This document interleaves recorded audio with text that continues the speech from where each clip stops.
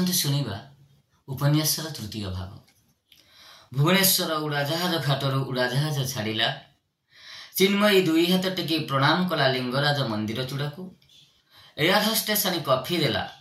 चिन्मयी किंतु अन्यमनस्का केवल भाबुथिला से कौन गोटापणे निजुको हजई देई नाही प्रदीप प्रेमिका रोल रे। किंतु रोल अभिनय प्रदीप भली एडे सरल निरीह पिलाटी संगरे अभिनय करा जाए यह कौन नैतिकता? यह को धरित्री सहिब?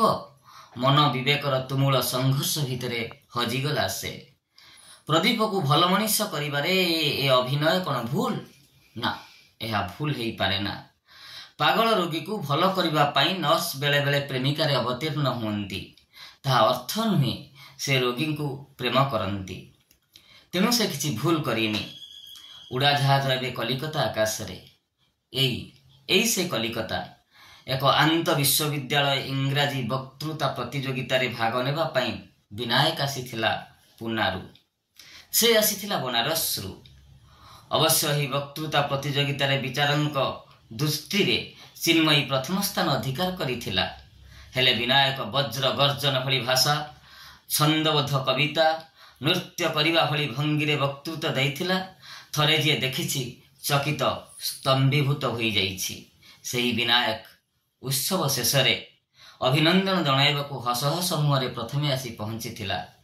से किछि कहिबा आगरु चिन्मयी गोटे गोलाप फूल तोड़ा विनायक हाथ रे थोई देइथिला। विनायक स्तब्ध होई चिन्मयी मुह को चाहिला। चिन्मयी क्षणे चाही धीरे धीरे लाजकुली आखि जोटिकी नुआई देइथिला। एबे सेही विनायक चंडीगढ़ विश्वविद्यालय रे पीएचडी करुछि आ चिन्मयी पीएचडी करुछि उत्कल विश्वविद्यालय रे। दुहे पणे करिसंती डॉक्टरेट न पाइबा जाए समाज रे प्रतिष्ठा गौरव अर्जन न करिबा जाए विवाह करिवे नाही। एमिति भावना भितरे बुड़ी रहिबा बेले हठात मन भितर को पसी आसिला प्रदीप। प्रदीप ठाई किना चमकी पड़िला चिन्मयी। उड़ाजाहाज भितरे उठी बसिला। विनायक आ प्रदीप कहीं बहुमूल्य हीरा कहीं काईच। Vinayak first class first gold medalist. Pradeep तृतीय श्रेणी गंजा कॉलेजर लेक्चर। एई मुहूर्त रे टाणी ओटारी फोपाड़ी देला उड़ाजाहाज तलुको। एही भावना भितर दिल्लीर पालाम विमान बंदर रे धीरे धीरे अवतरण कला विमानटी। बाहर अभ्यर्थना करने अपेक्षा करथिले भाईंको बंधु कर्नेल संतोष भट्टाचार्य तांकर स्त्री और भौणी समस्ते साथी होई घर को जीवाकू कार रे बसिले। चेनाब नदी कूल गोटे छोट सीमेंट बेंच उपरे बसी भाबुथिला चिन्मयी। अच्छा प्रदीप एबे चिठी लिखिना किया? ओ मु ताकू मना करिथिली बोली भल न लेखु।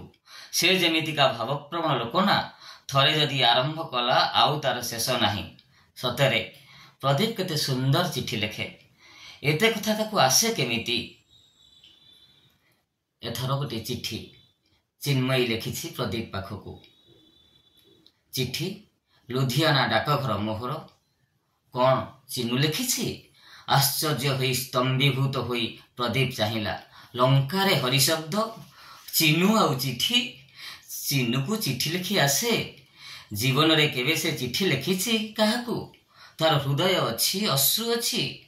अरे मु देखे से कौन लिखिछि आगे।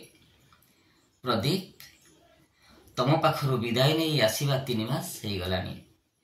तमे या भितरे धाड़ी भी चिठी लिखिल नहीं।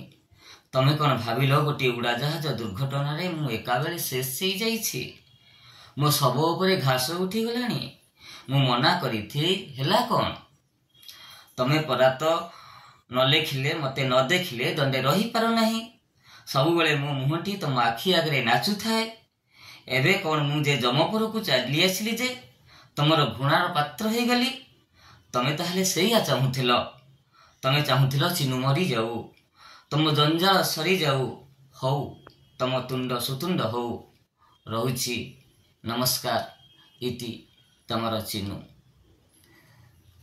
चिठीर उत्तर देई प्रदीप कौन लेखिला ताहा जानिबा चतुर्थ भागरे।